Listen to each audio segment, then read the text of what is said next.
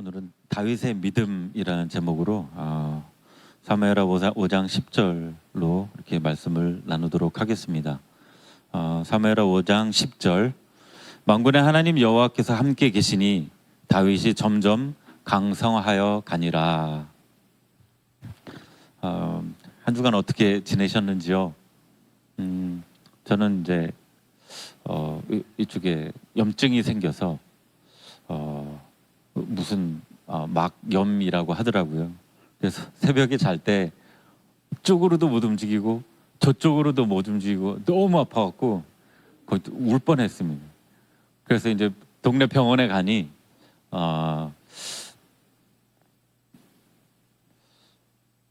빨리 이제 큰 병원으로 가라고 그러는데 큰 병원에 이제 연락을 해보니 이제 요즘에 이제 파업을 하지 않습니까? 그래서 큰 병원에 안 된다고 아주대병원은 아예 의료진이 없다고 그러고 또 저쪽 빈센트 연락을 하니 죽기 직전에 분만 이 진료를 한다고 합니다. 그래서 암 아니면 오시지 마세요라고 하시더라고요. 너무 아파 죽겠는데요. 이렇게 물어보니까 그러더라고요. 그래서 지금 이 파업이 쉽지 않구나. 그래서 당장은 제가 너무 아파갖고 너무 힘들어갖고요. 근데 일단 감사하게 이제 병원을 찾아서 이제 진료를 하고 약을 먹고 거의 치유가 되었습니다. 그래서 혹시나 이제 조금 이렇게 불편하셔서 병원 가셔야 되는 분들은 이렇게 병원에 사전에 연락을 하셔서 이렇게 진료를 받을 수 있는지 알아보셨으면 좋겠습니다.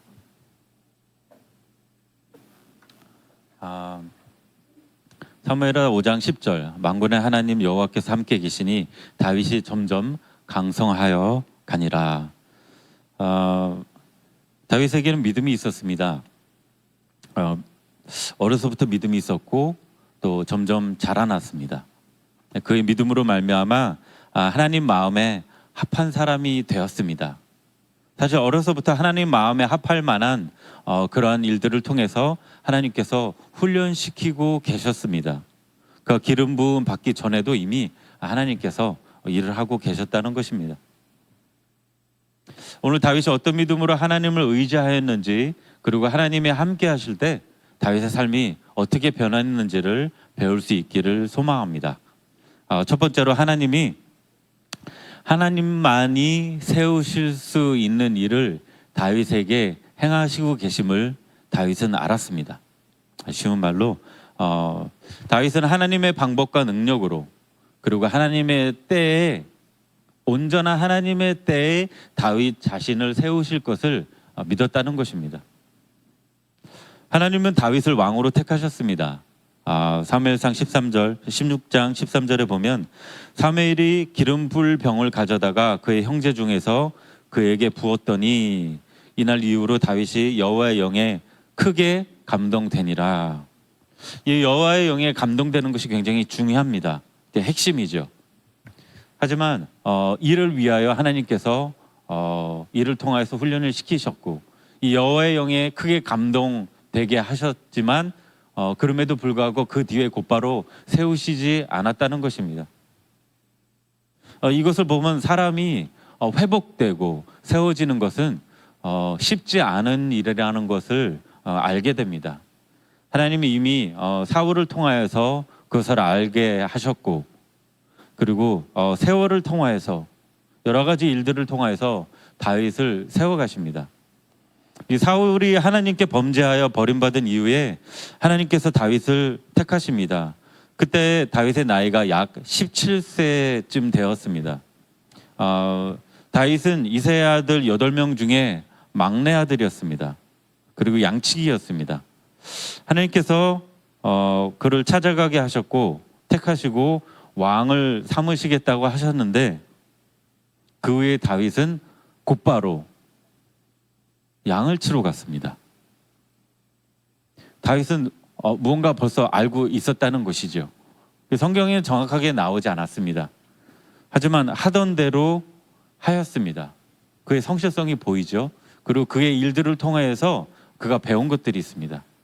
여하튼 그 약속은 금방 성취되지 않았습니다.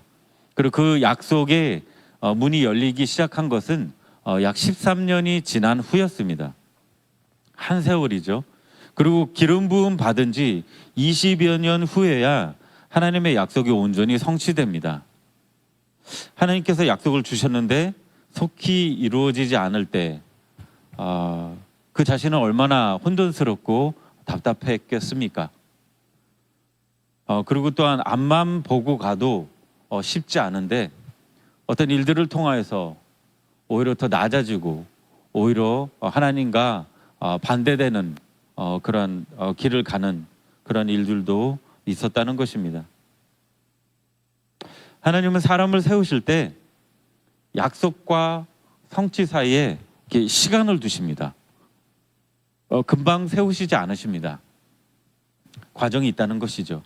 그러나 이 기간에는 반드시 믿음을 배워야 하는데 사람이 인정하고 또한 하나님께서 인정하는 믿음으로까지 자라나야 합니다.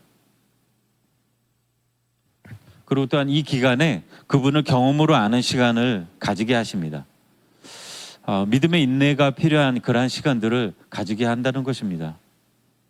이 기간에 있으신 분들 예수님의 이름으로 축복합니다. 아멘 안 하신 분들은 다 통과하신 분들이죠. 부럽습니다.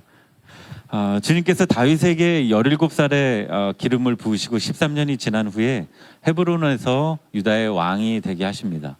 그 헤브론에서 7년 6개월 동안 유다 족속의 왕으로 살았고, 그리고 37세가 되었을 때 그때 온전한 이스라엘의 통합 왕이 되게 됩니다. 20년이 지난 후죠. 그나마 이 다윗은 기름 부음 받은 후에 13년 후에는 왕이 됩니다. 온전한 왕이 되진 않죠. 13년 쉽진 않지만 모세는 40년이 걸립니다. 그렇죠. 모세는 아예 포기했죠. 40년이 걸리죠. 이 시간들 1년, 5년, 10년 이 기다리는 시간 속에 정말 쉽지 않은 그런 일들이 생기고 자기 자신이 그렇게 드러나는 그런 시간들이었겠죠. 그런데 하나님은 하나님의 때 그분의 일을 성취하십니다. 때가 되자 다윗을 세우시기 시작합니다.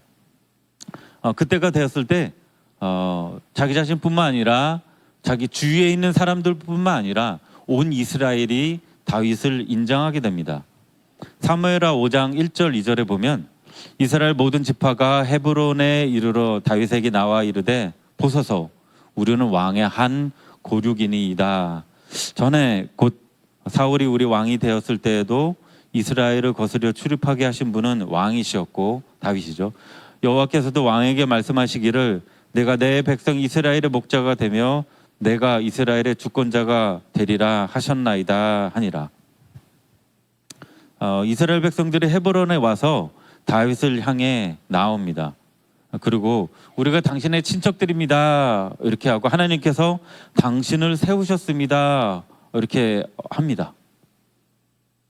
그리고 과거에 하나님께서 당신을 세우셔서 우리를 지키고 우리를 보호하는 놀라운 일을 이루셨습니다. 그러니까 우리의 왕이 되십시오 이렇게 와서 이렇게 말하고 있다는 것입니다. 그들이 다윗을 왕으로 추천하는 데 두 가지 이유가 있습니다. 하나는 성공 이력이었습니다. 다윗은 이스라엘 백성들을 지켜주었습니다.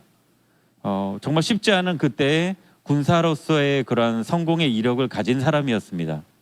그리고 그 병사들을 다스리고 이끌고 또 그 백성들을 지키는데 성공한 그러한 일들이 있었다는 것입니다. 하나님께서 우리를 빚어가시는 과정 중에 이 성공의 이력을 갖는 것이 참 중요하다고 합니다. 또 하나는 다윗을 세우신 분이 하나님이셨다는 것을 사람들이 말하고 있습니다. 사무엘을 통해서 하나님께서 다윗에게 기름 부으라고 하셨습니다. 그래서 찾아가죠. 근데 사무엘조차 다윗을 찾지 못할 정도였습니다. 처음에 이제 그 첫째 형을 보고 이 사람이다 이렇게 나오게 되죠. 그런데 다윗과 그의 형제들 앞에서만 다윗이 사무엘에 의해 기름 부음을 받게 됩니다. 다른 사람들이 알았을까요? 몰랐습니다. 그리고 사울처럼 곧바로 왕이 되었는지요? 아닙니다. 기름 부으심을 받았지만 아무 별 볼 일 없는 양치기로 돌아갔습니다. 그러나 때가 되니 이스라엘 모든 백성들이 다 알 만큼 하나님께서 다윗을 세우시는 것을 볼 수 있게 됩니다. 이것이 하나님의 역사입니다. 하나님은 때가 되면 자연스럽게 그 백성을 세워가시고 약속을 성취해 갑니다. 이때 참 중요한 것이 무엇이냐면 다윗은 스스로 세우려고 하지 않았다는 것입니다. 억지로 하나님의 일을 이루려고 하지 않았다는 것입니다. 그 자신에게 주어진 일들을 이전처럼 성실하게 하되 그 일들을 통하여서 하나님의 원리를 배웠습니다. 그런데 이것이 나중에 그가 정치할 때 굉장히 크게 작용한다는 것입니다. 다윗은 아무것도 아니었을 때, 바로 목동이었을 때, 그 가족조차, 아버지조차 인정하지 않은 그때, 양만 치고 있는 그때 그 양들을 치움으로써 하나님의 나라를 확장하는 데 반드시 필요한 한 가지 원리를 배우게 됩니다.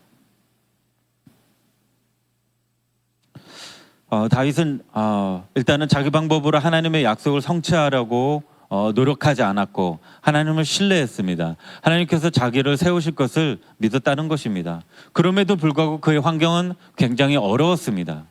그 가정을 보면 그 막내로서 사무엘이 왔음에도 불구하고 불려지지 않았습니다. 완전히 번외였지요.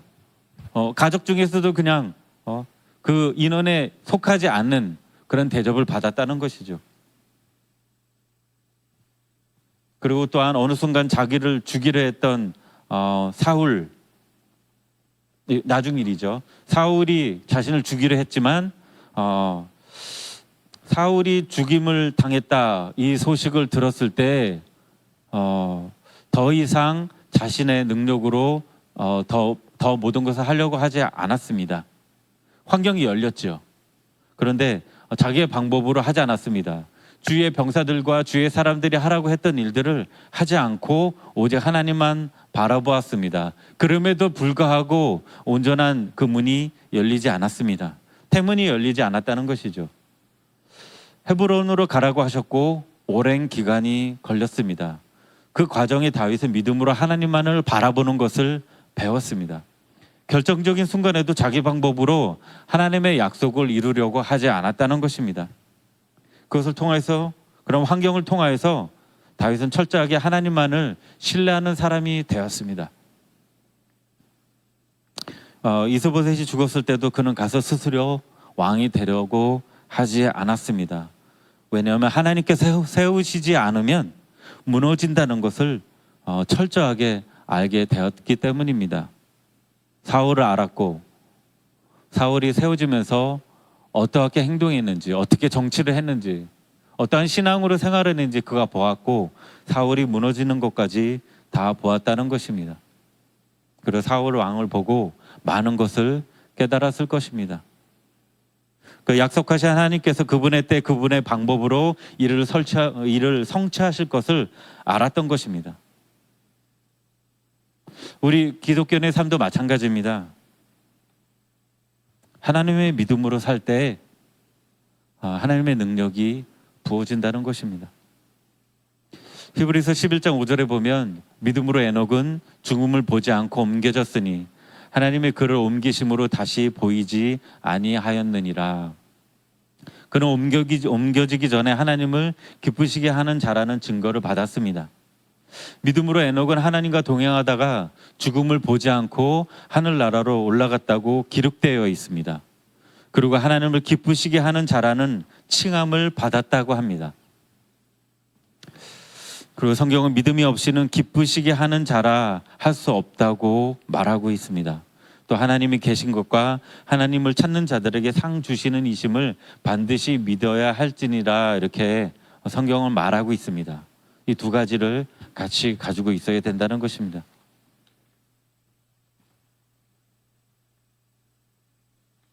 그러니까 다윗은 하나님을 믿었는데 어떻게 믿었느냐?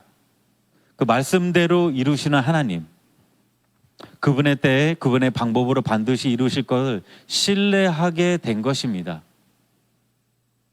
마치 모세에게 나타나셔 인자하신 하나님을 계시하셔서 모세가 온 지면의 사람보다 그 인자하심이 그 인자가 모든 사람보다 더 낫다 이렇게 칭함을 받은 것처럼 그렇게 계시적으로 하나님의 말씀을 경험하게 된 것이죠. 그래서 믿음에는 중요한 근거가 있습니다. 이것은 하나님의 성품을 근거로 합니다. 하나님의 성품, 하나님은 어떤 분이십니까? 여러분에게 계시하신 그 하나님이 있지 않습니까? 어떤 말씀적으로 어떤 평생 붙잡고 이렇게 갈 수 있을 만한 주신 그 말씀, 하나님은 신실하신 분이십니다. 말씀하신 것을 반드시 이루시고 자비와 긍휼이 풍성하신 분이시고 우리를 사랑하십니다. 우리를 사랑하시되 아들을 아끼지 않을 만큼 사랑하십니다. 그래서 그분은 우리를 가장 좋은 길로 인도하시는 분이십니다. 전제하시고 가장 좋은 길로 이끄시는 분. 하나님은 우리를 보시고 최선의 길이 뭔지 아십니다. 그래서 우리를 가장 완전한 길로 이끄시는 능력이 있으신 분이십니다.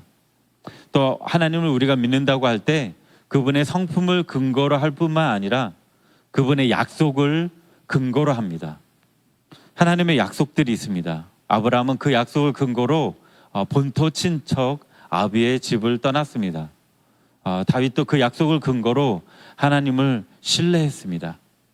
때가 되면 왕이 될 것이다. 내가 너를 기름 부었으니 내가 너를 세울 것이다. 이 약속을 붙든 것입니다.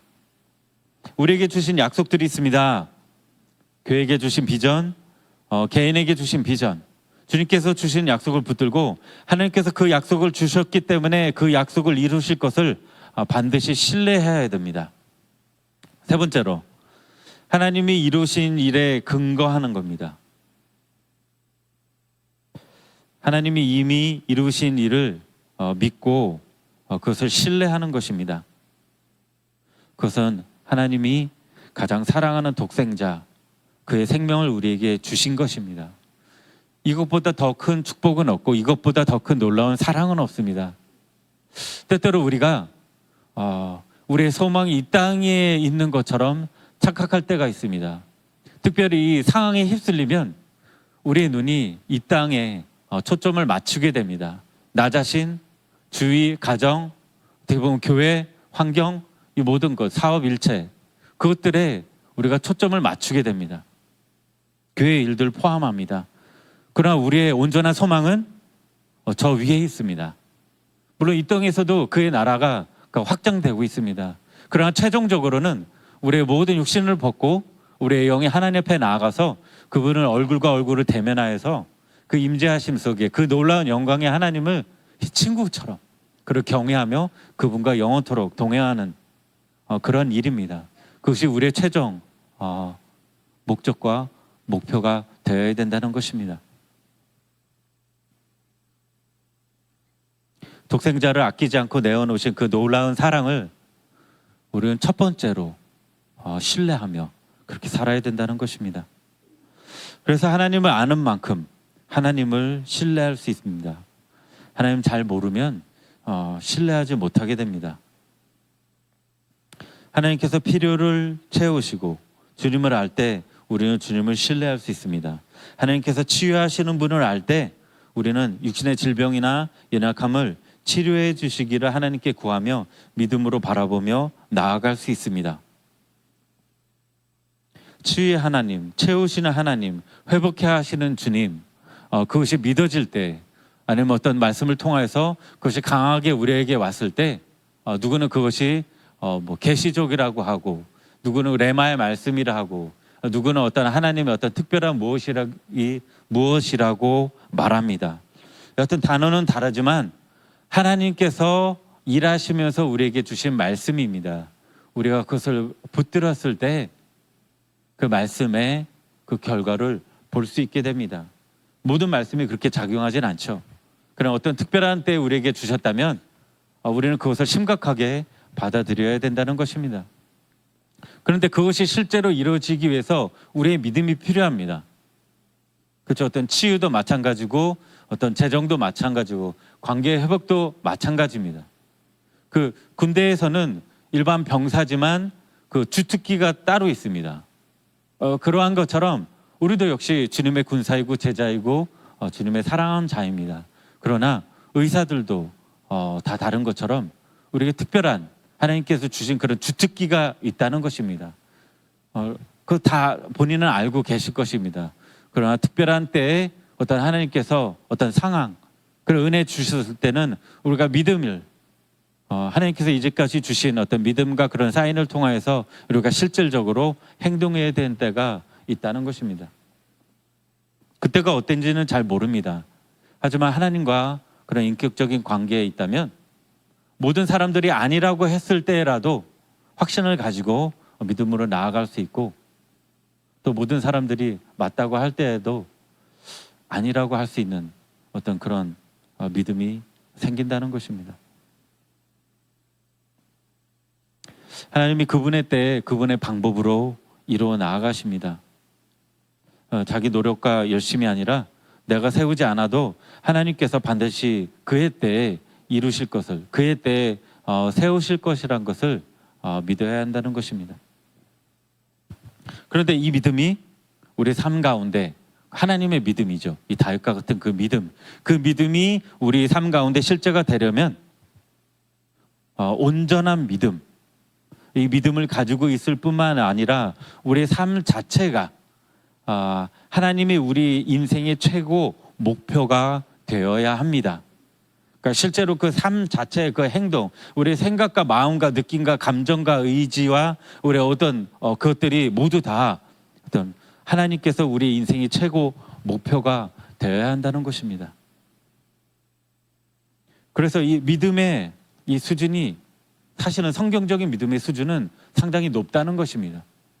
이 땅, 이 모더니즘, 그 포스트 모더니즘, 그 이 세월을 통해서, 자유주의를 통해서 우리가 예수님을 마치 그냥 적당히 알고 있는 그런 친구, 또 때로는 우리의 모든 힘을 다해서 우리의 힘을 다하고 집중하여서 이렇게 애쓰고 힘쓰면 되는 그 정도로 이렇게 나누기도 합니다.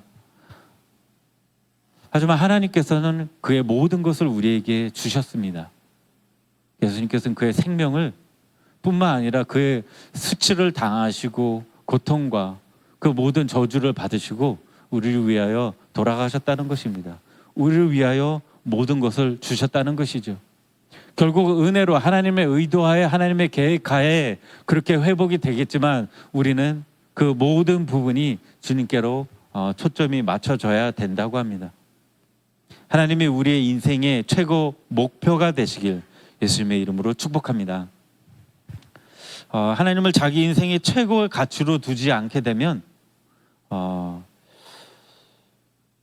어떤 재물에 대해서 좀 연약함이 있거나, 관계에 대해서, 아니면 육체에 대해서, 아니면 어떤 것에 대해서 연약한 부분이 있거나 거기에 조금 더 집중하는 분들은 거기에 이렇게 휩쓸리게 되어 있습니다. 우리가 상식적으로 생각하기에는 저거는 좀 말도 안 된다라고 하지만, 이렇게 그 생활을 시작하고 이렇게 가다 보면 어느 순간에는 마치 이 개구리를 찬물에 두고 이렇게 조금씩 온도를 올리면 이렇게 자기가 죽는 줄도 모른다고 하지 않습니까? 저는 이제 많은 분을 만나는 그런 일을 하죠. 그래서 어떤 아이들, K-팝이나 이런 아는 아이들이라면 누구 만났다 그러면 막 이렇게 놀랄만한 그런 사람도 만나고, 근데 긴가민가 할 정도는 제가 이제 저희 집에 TV가 없지 않습니까? 그래서 오히려 이렇게 미안할 그럴 정도죠. 그리고 아주 대단한 그런 회사의 그런 사장님들 이렇게 만나죠. 근데 비슷해요. 결국에는 그분들이 이제 잘을 모르지만 하나님 앞에 어떤 신실한 그런 자세로 돌아가지 않는다면 그 삶은 거의 다 비슷한 것 같습니다. 조금 이제 극단적일 수도 있는데, 어느 날 이제 그 호텔 앞에서 이제 일이 있어갖고 갔는데 이제 접대를 마치고 나온 그런 여자분을 만나게 됐어요. 남자분은 이제 회사의 어떤 위치에 있는 분이고 접대를 받는 그런 일이죠. 근데 여자분을 이제 그 이렇게 운전하는 그런 일을 했어요. 굉장히 이제 쎄하죠. 그분 자신은 이 여자분은 자신이 어떤 일을 했는지 내가 알기 때문에 그 차라는 그 공간 앞에서 안에서 이 여자분은 굉장히 이렇게 쎄한 그 마음으로 1시간 동안 갔어요. 저도 아무 말을 못하죠. 그분이 어떤 일을 했는지 알기 때문에. 그런데 내가 어떻게 축복을 해줄까 뭘 할까 하더라도 그분 자신이 여자분 자신이 어떤 일을 하는지를 내가 안다는 걸 그 여자분이 알기 때문에 굉장히 어떤 그 분위기 아시죠? 그 어떤 죄책감과 어떤 그러한 어떤 세상에서의 돈은 벌지만 이제 자신이 어떤 그 위치에 있는지 그러면서 굉장히 저도 굉장히 많은 그런 생각이 들었고 많은 마음이 들었습니다. 굉장히 처음에 만났을 때 굉장히 움찔했죠. 그 삶이 거기에 묶여져 있는 거예요. 그 일반적이지는 않죠. 그런데 처음부터 그런 삶을 살지는 않았겠죠. 그런데 있다 보니 그렇게 되었고 거기서 헤어나오지 못하는 거예요. 어떻게 보면 어떤 그 조직에 어떤 속할 수도 있고, 그러니까 이것들이 묶여져 있는 거예요. 그 나오지 못하는 그러한 어떤 그 올무에 그 덫에 묶여져 있을 수도 있고, 마치 이 어떤 그 무당은 어떤 귀신에게 붙잡혀서 계속 어떤 구술 안 하면 뭐 집에 엄청난 큰 일이 일어나고 있는 것 어떤 그런 것과 어떤 비슷한 겁니다. 그래도 우리 삶 가운데 그런 류는 아니지만 묶여져 있는 것들이 굉장히 많이 있습니다. 나는 모를지라도 주위 사람들이 나를 보기에 저분은 저런 부분에 묶여 있구나, 올무에 갇혀져 있구나라고 하는 것들. 그것은 처음부터 그렇게 되어 있지 않습니다. 그러니까 아주 조그만 차이로 아주 그 믿음의 조그마한 어떤 다른 방향으로 시작해서 결국에는 거기까지 간다는 것이죠. 그랬을 때에는 돌아오지 못하는 경우도 많이 있다는 것입니다. 분명히 교회에서는 상당히 큰 역할을 하고 그리고 교회에 많은 헌금도 하고 굉장히 큰 어떤 섬김도 하고 눈에 보이는 그러한 어떤 외적인 성장도 있고, 그런데 삶 가운데서는 그런 은밀한 드러내지 못하는 그러한 일들 속에 붙잡혀 있는 경우도 있습니다. 그런데 어떤 분은 십자가 앞에서 나는 죄인이라고 하면서 그것을 자연스럽게 드러내는 분도 있습니다. 나는 죄인이니까. 그리고 이 경우가 가장 심각합니다. 그리고 또 하나 어떤 분은 정말 알면서 계속적으로 반복적으로 자신이 하지 않아도 되지만 그 생활을 계속 그 사람들이 보기에 성공하고 있다는 그 생활을 계속 하고 싶어서 때때로 이렇게 죄를 짓는 거죠. 그래서 물어보면 죄인이니까, 아니면 연약한 이 죄인 그 방법이 없는 그때 어떡합니까? 물어보면 먼저 죄를 져. 그리고 회개하면 돼. 묶여져 있는 거죠. 이분들에게는 정말 중보밖에는 답이 없다는 것이죠.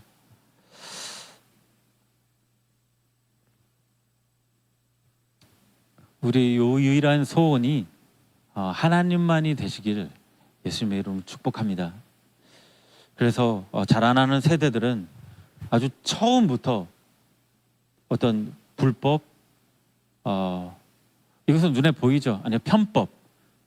또 더 똑똑한 사람들은 이게 편법인지 아닌지 모를 정도로, 그리고 약간의 어떤 그런 거짓말들, 어떤 세상에서의 어떤 통용되는 그런 일들은 이것은 불법이 아니기 때문에 통용됩니다.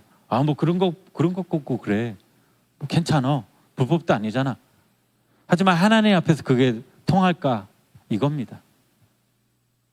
그래서 다음 세대들, 또 우리들 역시 약간의 편법들, 약간의 거짓말들, 이것은 하나님 앞에서 대가가 크다는 것입니다. 그래서 처음부터 편법도 없고 약간의 거짓말도 없는 그런 환경 속에서 그렇게 공부를 하고 그게 일을 하고 그런 것들을 찾아 나아갈 수 있게 되는 그리고 우리와 다음 세대들이 되길 예수님의 이름으로 축복합니다. 재정이 어려운 사람들은 재정에 초점이 갑니다. 그 건강, 관계, 자녀 그 모든 것들이 어려운 사람들은 거기에 초점이 갈 수밖에 없습니다. 그런데 하나님과 어떤 관계에 있는지 그것을 계속적으로 우리가 심각하게 되짚어보지 않는다면은 거기에 빠져서 헤어나오지 못하게 된다는 것이죠. 다윗이 만약에 그의 초점이 왕권에 있다면, 하나님 주신 약속 거기에 있다면 사울을 2번이나 죽일 기회가 있었을 때 사울을 살려보내지 않았을 것입니다. 사울이 죽었다는 소식을 들었을 때 그는 군대를 일으켜서 자신이 해야 할 일을 했을 것입니다. 스스로 왕이 되었을 것입니다.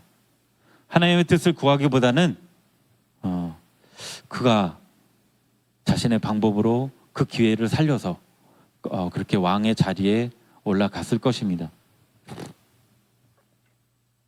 하지만 다윗은 하나님의 뜻 거기에 관심이 있었습니다. 그리고 왕권에 관심이 있지 않았다는 것입니다. 또 하나님이 주신 그 약속 거기에 우리의 초점이 돌아가서는 안 됩니다. 그러니까 만약에 하나님이 주신 다윗이 받은 그 약속 왕이 된다는 것으로 인해서 이렇게 집중하였다면 내가 언제 왕이 될까? 내가 언제 세워지나? 이 약속으로 인하여 밤낮 그것에 집중하게 되었을 것이고 거기에 그것으로 인하여 마음이 굉장히 어려웠을 것입니다. 그리고 하나님이 주신 기회를 보지 못했을 것입니다.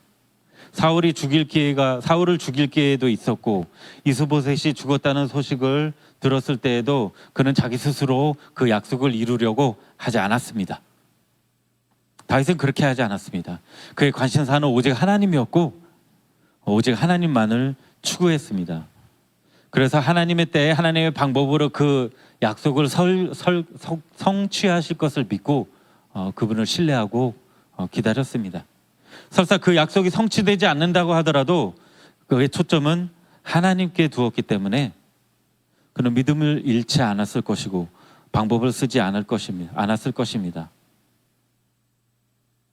사실 그가 기름 부으심을 받기 전에 이미 하나님의 인도하심을 받았고 하나님께서 가르쳐 주시는 것을 배우고 있었습니다. 그리고 하나님께 인정받는 부분이 있었습니다. 그가 가족들에게 거의 버림받다시피 해서 들판에 나아가서 양을 쳤습니다. 그 사무엘이 와서 자녀들을 데리고 오라고 했을 때 다윗은 끼지 못했습니다. 그런데 그 양을 칠 때에 그 자신이 배운 것이 있습니다. 그리고 그가 골리앗과 싸우기 전에 자신을 소개할 때 이렇게 말하였습니다. 늑대나 곰이 아버지의 양을 물어가면 빼앗아 왔다고 하였습니다. 아버지의 것, 아버지의 양, 다윗은 양을 칠 때 이 개념을 배웠다는 것입니다. 이가 일을 할 때 하나님의 개념을 배웠습니다. 하나님 앞에서 반드시 배워야 될 것을 배웠다는 것입니다. 그리고 왕이 되었을 때 백성이 아버지의 백성이란 것을 일을 할 때 배운 것을 적용하여서 알게 되었다는 것입니다. 그리고 그 아들도 그것을 배우게 됩니다. 솔로몬의 지혜를 구하며 하나님께 말하였을 때, 기도했을 때 하나님 아버지의 백성을 잘 다스리도록, 이 백성이 하나님의 백성입니다. 잘 다스릴 수 있도록 지혜를 주시옵소서, 이렇게 구했다는 것이죠. 이것은 다윗이 어렸을 때 배웠다는 것입니다. 어렸을 때 마치 가족으로부터 버림받아서 그렇게 그 외진 곳에서 첩첩산중에서 그렇게 양을 치며 살았을 때 그 양이 아버지의 것임을 알았고 나중에 왕이 되었을 때 그 백성들이 그 아버지 하나님의 백성임을 알았다는 것이죠. 아, 하나님께서 나를 양치기로 두신 것이 이 때문이었구나. 이것을 알았다는 것이죠. 그래서 모든 것들이 하나님께서 허락하시지 않으면 이루어지지 않습니다. 허락되지 않습니다. 우리에게 놓여지는 그 어떠한 것이라도 하나님은 전능하시기 때문에 모든 것을 계산하시고 또 우리의 의도를 아시고 우리의 능력을 아시고 우리가 어떻게 행동할지도 아시기 때문에 그 상황을 허락하신다는 것입니다. 그래서 우리는 반드시 믿음으로 배워야 될 것을 배워야 된다는 것입니다. 그것을 통해서 다윗은 누가 허락했습니까? 그 첩첩 산중에서 그 보잘것없는 그런 양들을 칠 때 앞으로 다스리게 될 그 백성을 어떻게 다스려야 되는지를 그 원리를 배웠다는 것입니다. 주님을 따라가면서 주님 외의 것들에 대해서 집중하는 것을 우리는 내려놔야 된다는 것입니다. 주님 외의 것들에서 초점을 떼어야 됩니다. 환경, 어떤 건강, 자녀, 물질, 자기 자신의 변화를 포함합니다. 여기에서 눈을 돌려 오직 하나님만 사랑하고 그분 알기를 원하는 삶, 하나님과 친밀한 사랑의 교제 가운데 그분을 알고 그분을 원하고 그분을 기쁘시게 하기를 원하는 것. 그런데 그렇게 하면 하나님께서 우리를 세워가십니다. 그러면 그렇게 하면 거기에만 집중하게 된다면 물론 믿음이 굉장히 필요하죠. 우리의 상황 가운데 정말 급박하게 정말 필요한 것들, 지금 당장 문을 열고 나가면 정말 그 급박해 보이는 그 일들, 당장 내일부터 처리해야 되는 그런 일들, 답이 보이지 않고 정말 길이 보이지 않고 정말 주위에서는 정말 급박하다는, 정말 어떻게 할 것이라고 그런 상황 속에서 우리는 믿음을 가지고 그것들이 내려놔지며 오직 하나님만 볼 수 있는 그런 믿음까지 매일매일 나아가야 된다는 것입니다. 이것은 치열한 영적 전쟁입니다. 그 상황들이 보이지 않고 믿음의 주요 온전케 하시는 예수를 바라볼 때까지 매일매일 우리는 전쟁 속에 있다는 것입니다. 예수님을 믿는 그 순간부터 우리를 부르시는 그날까지 우리는 전쟁 속에 있습니다. 아차하면 정말 보이지 않는 그 나라까지 떨어질 수 있는, 금방 그렇게 갈 수 있다는 것이죠. 그래서 하나님의 은혜가 너무나 필요합니다. 하나님의 도우심이 너무나 필요합니다. 하나님의 은혜 없이는 우리가 정말 순간 정말 위기 가운데로, 정말 마귀의 그런 밥이 되는 그런 상황 가운데로 갈 수 있다는 것입니다. 그런데 그렇게 하면 하나님이 우리를 세우십니다. 주님께만 집중한다면. 우리가 이론적으로 알고 있죠. 그런데 쉽지 않다는 것 또한 알고 계실 것입니다. 그래서 우리가 그렇게 구할 수 있는 영적인 에너지가 필요합니다. 영적인 에너지가 필요하다. 주님을 그 여러 가지 환경, 특별히 내 마음, 내가 주님을 구하고 싶지 않는 그 마음, 내 마음을 빼앗고 있는 그것들을 내려놓고 주님을 구할 수 있는 것은 우리에게 영적인 그런 에너지가 있다는 뜻입니다. 이것을 위해서 기도해야 됩니다. 바로 그것을 은혜라고 합니다. 여러분에게 그런 은혜가 충만하길 예수님의 이름으로 축복합니다. 특별히 영광교회가 해야 될 일이 있기 때문에 그런 것이. 그 몇 주 전에 이제 교회에 이제 새벽에 온 일이 있었습니다. 그래서 새벽에 아무도 없을 때 이 교회를 한번 이렇게 둘러본 적이 있어요. 근데 하나님의 은혜로 이 주위에, 이 도시의 영적인 상태를 이렇게 보게 하신 것 같았습니다. 엄청난 그러한 어떤 도전들, 악한 세력들의 어떤 도전들, 그 세력들이 어떤 믿는 자들을 향한 그런 도전들. 그런데 너무나 많은 경우에 그 도전에 넘어가 있고, 너무나 많은 경우에 악한 세력들이 정말 우위를 차지하고 그 사람들과 그 지역들을 좌우하는 것을 보았습니다.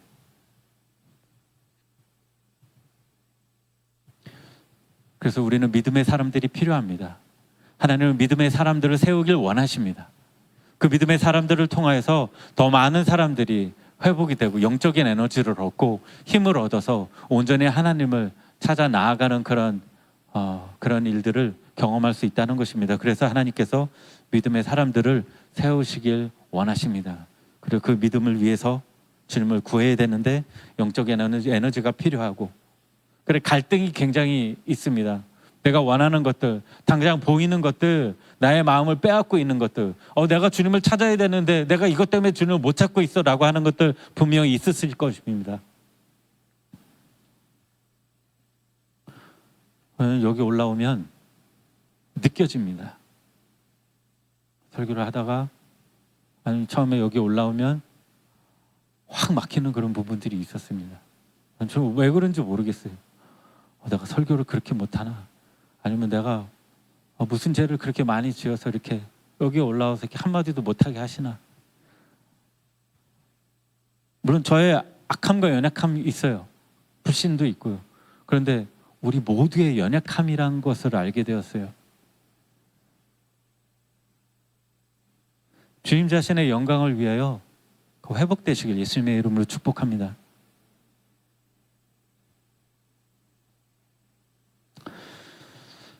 출애굽에서 이스라엘 백성들이 하나님께서 원하시는 것이 하나님 자신을 구하는 것, 그리고 출애굽의 최종 목표지, 목적지가 하나님 자신이란 것을 알았다면 조금 더 달라지지 않았을까, 이런 생각을 해봅니다. 환경이 안 열려져서 낙심하지 않고 가나안에 들어가지 못할 것 같은 그런 상황 때문에 낙심하는 것이 아닌, 오직 임재가 거쳐서, 임재가 거친 것 때문에 좌절하고 힘들어야 합니다. 그래서 그들은 애통하며 하나님 앞으로 나아가야 했었습니다. 우리도 마찬가지입니다. 무엇 때문에 힘들고 무엇 때문에 낙심이 되고 무엇 때문에 좌절이 되는지 살펴보시길 바랍니다. 무엇 때문에 하나님을 찾아야 되는 걸 알지만 하나님을 찾지 못하는가? 힘도 있고 재정도 있고 시간도 있고 건강도 있지만 하나님을 찾지 못하는 그 이유가 무엇인가? 나의 재성과 마귀의 도전도 대단합니다. 그리고 또한 하나님이 주신 그런 비전 때문일 수도 있습니다. 하나님이 주신 온전한 비전이 아니라면 다른 얘기일 수도, 다른 스토리가 만들어졌을 수도 있습니다. 하지만 하나님께서 이 교회를 세우신 것입니다. 그것이 중요합니다. 하나님께서 그 영광이라는 그 이름을 통해서 하나님이 영광을 받으시려고 세우신 것이죠. 하나님의 의도예요. 제가 뭐 이 교회를 얘기하려는 그런 게 아니고요. 그렇기 때문에 리더를 위해서 더 기도해야 되고, 내가 내 자신과 어떤 부서들을 위해서 기도를 해야 된다는 것입니다. 하나님 뜻이 이루어져야죠. 하나님, 다윗과 같이 하나님만 소중한 하나님 뜻이 이루어지기 위해서 하나님 무엇을 원하실까?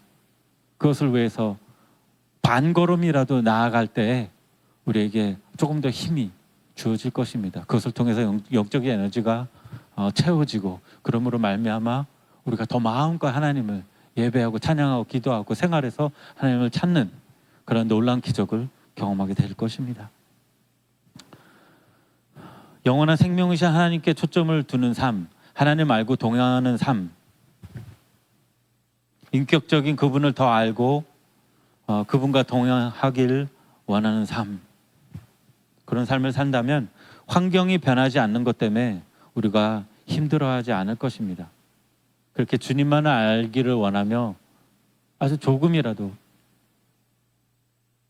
한 걸음이 아닌 정말 1cm라도 조금이라도 나아갈 수 있게 된다면 우리는 주님을 좀 더 인식하게 될 것입니다.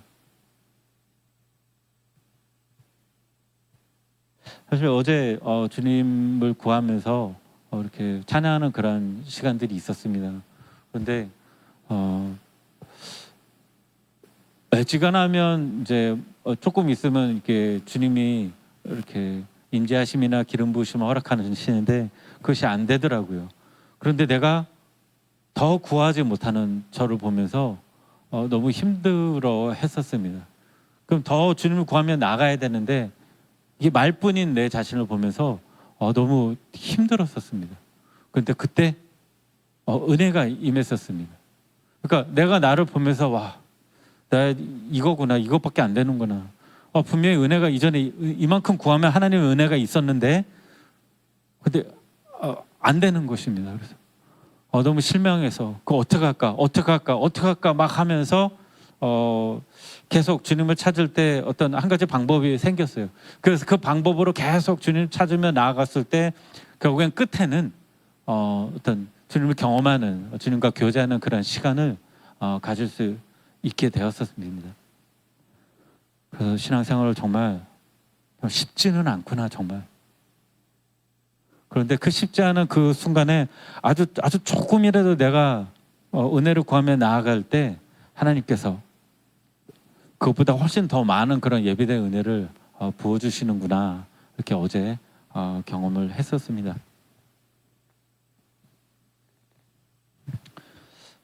우리는 주님만이 목적이 되어야 되는데 또 주님이 주신 그 약속에 우리가 초점이 간다면 또 인본주의적인 방법이 나올 수밖에 없습니다. 아브라함이 그랬죠. 아이를 주신다고 하셨습니다. 1년, 5년, 10년, 15년 안 주시니까 그때 당시 통용되었던 그런 방법을 쓰는 거죠. 그런데 아니었죠. 그리고 출애굽하던 이스라엘 백성들이 계속 그 약속의 땅, 그 좋은 땅 가나안을 바라보게 되므로, 그런데 현실은 갈 가능성이 전혀 없게 되었었죠. 그러니까 인본주의가 나오게 되고 자기 방법, 자기 자신을 바라보고 주위를 바라보면서 계산을 하게 되는 거죠. 전혀 가망성이 없죠. 그러면 그러니까 원망하고 불평하고 투덜거리고 낙심하고 좌절하고, 우리가 자꾸 불신앙으로 가면 원망하고 불평거리고 낙심하게 됩니다. 왜냐하면 그 초점은 그렇게 사람을 만들 수밖에 없다는 것입니다. 이때는 정말 어떻게 해야 되는지, 정말 자연스럽게 우리가 하나님을 구하게 되는 그러면 얼마나 좋을까요? 정말 하나님께서 능력을 부어주셔서 어디 일어서서 어렵고 힘들고 위기의 상황이지만 믿음으로 하나님을 바라보게 하시고 하나님을 찬양함으로 하나님이 이렇게 하늘문을 여시고 그 복을 쏟아 부어주시는, 그럼 얼마나 좋을까요? 하지만 그런 경우가 거의 없다는 것이죠. 때로는 정말 예전에는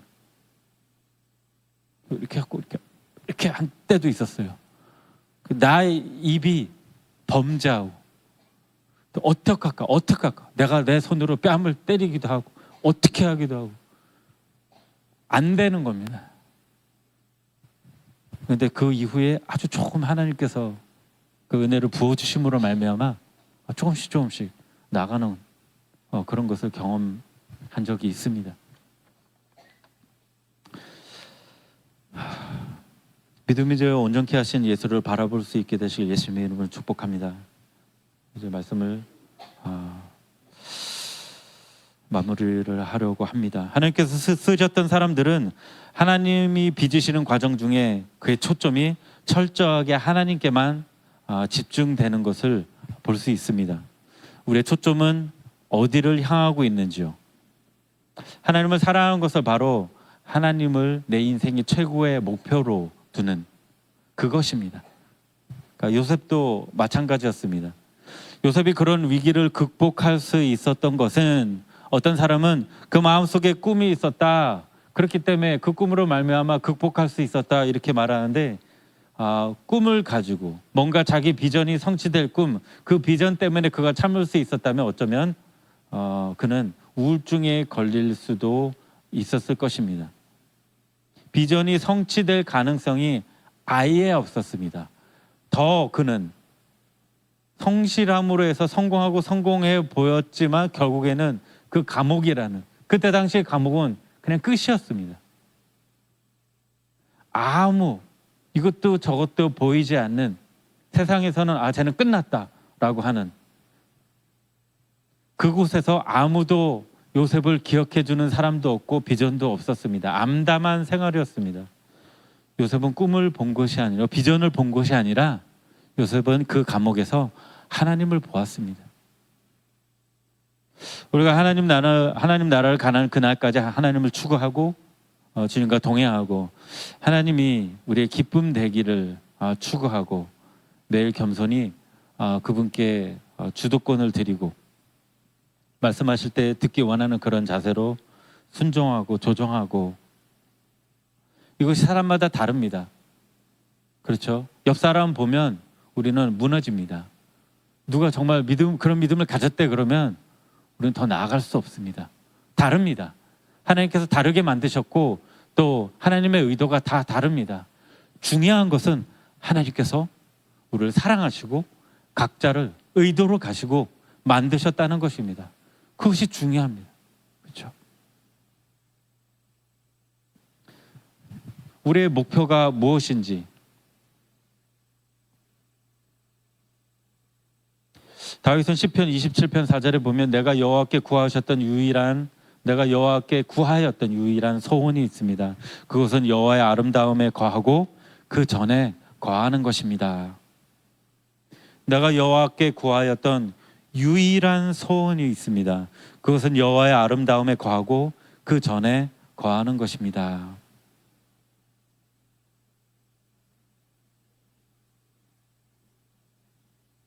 이것이 여러분의 유일한 소망이 되시길 예수님의 이름으로 축복합니다. 실제로 이제 예배를 끝난 후 저 문을 열고 나아갑니다. 거기서부터 도전은 시작되고 여러 가지 생각지도 못했던 그런 일들이 다가올 것입니다. 그것은 기정사실입니다. 그렇죠?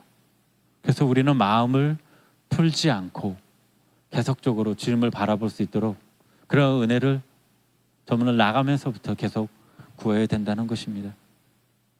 집은 쉬는 것이 아니라고 했지요. 가정은 쉬는 곳이 아니고 직장은 쉬는 곳이 아니고 주님과 인격적인 관계가 있는 그 시간만이 유일한 우리의 쉬는 시간이 됩니다. 승리하는 여러분이 되시길 예수님의 이름으로 축복합니다. 기도하겠습니다.